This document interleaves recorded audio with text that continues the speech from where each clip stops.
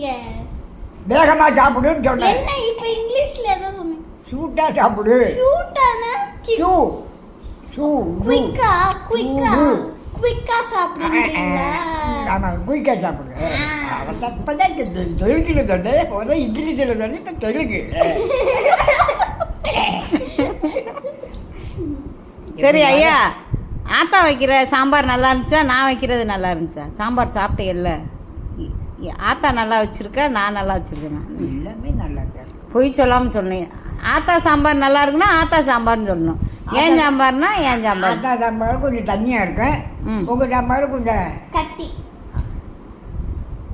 அதுக்கு பேர் இங்கிலீஷில் டைட்டாக இருக்கும். டைட்டா? திக்கு திக்கு திக்கல். அதுக்கு பேர் தான் டைட். திக்கலா? அதுக்கு பேர் தான் திக்கு திக்கு திக் திக் திக் திக் திக். ம். ஐ சி.